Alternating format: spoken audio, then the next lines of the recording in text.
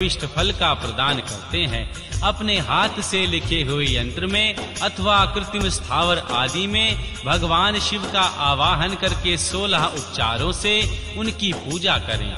ऐसा करने से साधक स्वयं ही ऐश्वर्य को प्राप्त कर लेता है और इस साधना के अभ्यास से उनको ज्ञान भी होता है। देवताओं और ऋषियों ने आत्म सिद्धि के लिए अपने हाथ से वैदिक मंत्रों के उच्चारण पूर्वक शुद्ध मंडल में शुद्ध भावना द्वारा जिस उत्तम शिवलिंग की स्थापना की है उसे पौरुष लिंग कहते हैं तथा वही प्रतिष्ठित लिंग भी कहा गया है।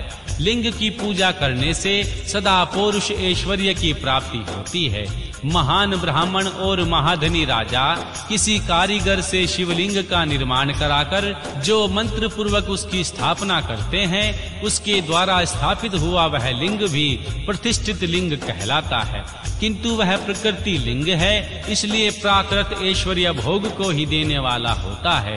जो शक्तिशाली और नित्य है उसे पौरुष कहते हैं तथा जो दुर्बल और अनित्य होता है वह प्राकृत कहलाता है।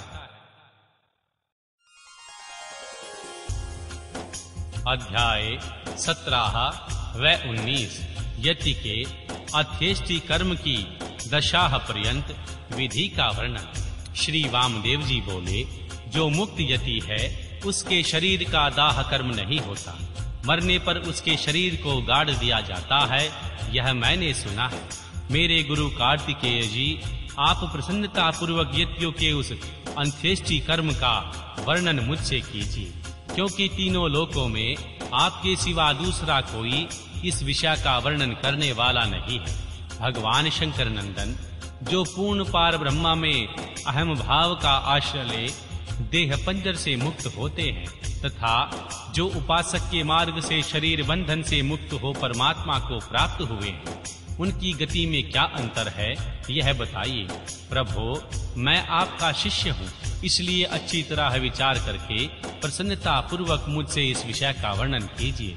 श्री स्कंद जी ने कहा, जो कोई यति समाधिस्थ हो भगवान शिव के चिंतन पूर्वक अपने शरीर का परित्याग करता है, यदि महान धीर हो तो परिपूर्ण शिव रूप हो जाता है। किंतु यदि कोई आधारचित होने के कारण समाधि लाभ नहीं कर पाता तो उसके लिए उपाय बताता हूँ, सावधान होकर सुनो। वेदांत शास्त्र के वाक्यों में जो ज्ञाता ज्ञान और ज्ञेय इन तीन पदार्थों का परिज्ञान होता है उसे गुरु के मुख से सुनकर यति यम नित्य आदि रूप से योग का अभ्यास करे। उसे करते हुए वह भली भांति भगवान शिव के ध्यान में तत्पर रहे। मुने, उससे नित्य नियम पूर्वक प्रणव के जाप और अर्थ चिंतन में मन को लगाए रखना चाहिए। मुने, यदि देह की दुर्बलता के कारण धीरता धारण में असमर्थता यति निष्काम भाव से भगवान शिव का स्मरण करके अपने जीर्ण शरीर को त्याग दे तो भगवान सदाशिव के अनुग्रह से नंदी जी के भेजे हुए विख्याता 5 अति वैवाहिक देवता आते हैं। उसमें से कोई तो अग्नि का अभिमानी, कोई ज्योति पुंज स्वरूप, कोई दिनाभिमानी, कोई शुक्ल पक्षाभिमानी और कोई उत्तर का अभिमानी होता है। ये पांचों सब प्राणियों पर अनुग्रह करने में तत्पर रहते हैं। इसी तरह धूमाभिमानी, तम का अभिमानी, रात्रि का अभिमानी, कृष्ण पक्ष का अभिमानी और दक्षिणायन का अभिमानी, ये सब मिलकर 5 होते हैं। ये पांचों विख्यात देवता दक्षिण मार्ग में प्रसिद्ध हैं। महामुने वामदेव जी, अब तुम उन सब देवताओं की वृत्ति का वर्णन सुनो। कर्म के अनुष्ठान में लगे हुए जीवों को साथ ले वे पांचों देवता उनके पुण्यवश स्वर्ग लोक जाते हैं और वहां यथोक्त भोगों का उपभोग करके वे जीव पुण्य क्षीण होने पर पुनः मनुष्य लोक में आते हैं तथा पूर्ववत जन्म ग्रहण करते हैं। इसके सिवा जो उत्तर मार्ग के 5 देवता हैं, वे भूतल से लेकर उद्धर्व लोक तक के मार्ग को 5 भागों में विरक्त करके यति को साथ ले क्रमशः अग्नि आदि के मार्ग में होते हुए उसे सदाशिव के धाम में पहुंचाते हैं। वहां देवादि देव श्री महादेव के चरणों में प्रणाम करके लोकानुग्रह के कर्म में ही लगाए गए हैं। वे अनुग्रहकार देवता उन सदाशिव के पीछे खड़े हो जाते हैं। यति को आया देखकर देवादि देव सदाशिव यदि वह विरक्त हो तो उनके महामंत्र के तात्पर्य का उपदेश दे श्री गणपति के पद पर अभिरिक्त करने अपने ही समान शरीर देते हैं। इस प्रकार सर्वेश्वर सर्वनियता भगवान शंकर उन पर अनुग्रह करते हैं, उसे अनुग्रहित करके निश्चल समाधि देते हैं। अपने प्रति दस्य भाव की फल स्वरूपा तथा सूर्य आदि के कार्य करने की शक्ति रूपा ऐसी सिद्धियां प्रदान करते हैं जो कहीं अवरुद्ध नहीं होती। साथ ही वे जगत गुरु शंकर उस यति को वह परम मुक्ति देते हैं जो श्री ब्रह्मा जी की आयु समाप्त होने पर भी पुनरावृत्ति के चक्कर से दूर रहती है। अतः यही समदृष्टिमान संपूर्ण ऐश्वर्यों से युक्त पद है और यही मोक्ष का राजमार्ग है। ऐसा वेदांत शास्त्र का निश्चय है। जिस समय यति मरण सन्न हो शरीर से शिथिल हो जाए, उस श्रेष्ठ संप्रदाय वाले दूसरे यति अनुकूलता की भावना ले उसके चारों ओर खड़े हो जाएं।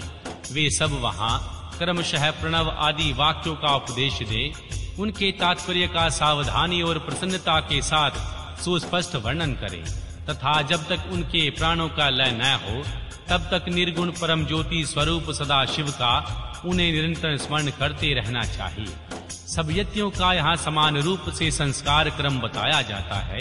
सन्यासी सब कर्मों का त्याग करके भगवान शिव का आश्रय ग्रहण कर लेते हैं, इसलिए उनके शरीर का दाह संस्कार नहीं होता और उनके न होने से उनकी दुर्गति नहीं होती। सन्यासी के शरीर को दूषित करने वाले राजा का राज्य नष्ट हो जाता है। उसके गांवों में रहने वाले लोग अत्यंत दुखी हो जाते हैं। इसीलिए उस दोष का परिहार करने के लिए शांति का विधान बताया जाता है। उस समय नमः हिरण्यन्याय ये लेकर नमः अमीकवे के भ्याय नमः तक के मंत्र का विनीत चित्त होकर जाप करें। फिर अंत में ओमकार का जाप करते हुए मिट्टी से देव यजन की पूर्ति करें। मुनीश्वर, ऐसा करने से उस दोष की शांति हो जाती है। अब सन्यासी के शव के संस्कार की विधि बताते हैं। पुत्र या शिष्य आदि को चाहिए कि यति के शरीर का यथोचित रीति से उत्तम संस्कार करें। ब्राह्मण, मैं कृपा पूर्वक संस्कार की विधि बता रहा हूँ, सावधान होकर सुनो। पहले यति के शरीर को शुद्ध जल से नहलाकर पुष्प आदि से उसकी पूजा करें। पूजन के समय श्री रुद्र संबंधी चमका अध्याय और नमका अध्याय का पाठ करके रुद्र सूक्त का उच्चारण करें। उसके आगे शंख की स्थापना करके शंखस्थ जल से यति के शरीर का अभिषेक करें।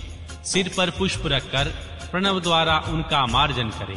पहले के कोपीन आदि को हटाकर दूसरे नवीन कोपीन आदि धारण कराएं। फिर विधि पूर्वक उनके सारे अंगों में भस्म लगाएं। विधिवत त्रिपुंड लगाकर चंदन युक्त तिलक करें। फिर फूलों और मालाओं से उनके शरीर को अलंकृत करें। छाती, कंठ, मस्तक, बाह, कलाई और कानों में क्रमशः रुद्राक्ष की माला के आभूषण मंत्रोच्चारण पूर्वक धारण कराकर उन सब अंगों को सुशोभित करें। फिर धूप देकर उस शरीर को उठाएं और विमान के ऊपर रखकर ईशान आदि 5 ब्रह्ममय रमणीय रथ पर स्थापित करें। आदि में ओमकार के युक्त 5 सजोजाति ब्रह्म आदि मंत्रों का उच्चारण करके सुसज्जित पुष्पों और मालाओं से उस रथ को सुसज्जित करें। फिर नृत्यवाद तथा ब्राह्मणों के वेद मंत्रोच्चारण की ध्वनि के साथ ग्राम की प्रदक्षिणा कराते हुए उस प्रेत को बाहर ले जाएं। तदनंतर साथ गए हुए वे सब यति गांव के पूर्व या उत्तर दिशा में पवित्र स्थान में किसी पवित्र वृक्ष के निकट देवजन गड्ढा खोदें। उसकी लंबाई सन्यासी के दंड के बराबर होनी चाहिए। फिर प्रणव तथा व्याहति मंत्रों से उस स्थान का प्रोक्षण करके वहां क्रमशः शमी के पत्र और फूल बिछाएं। उसके ऊपर उत्तराग्र कुश बिछाकर उस योग पीठ को रखें। उसके ऊपर पहले कुश बिछाएं। कुशों के ऊपर मृग चर्म तथा उसके भी ऊपर वस्त्र बिछाकर प्रणव सहित सजो जाति 5 ब्रह्म मंत्रों का पाठ करते हुए पंचांग द्रव्यों द्वारा उस शव का प्रोक्षण करें। तत्पश्चात रुद्र सूक्त एवं प्रणव का उच्चारण करते हुए शंख से जल से उसका अभिषेक करके उसके मस्तक पर फूल डालें। शिष्य आदि संस्कार करता पुरुष वहां गए हुए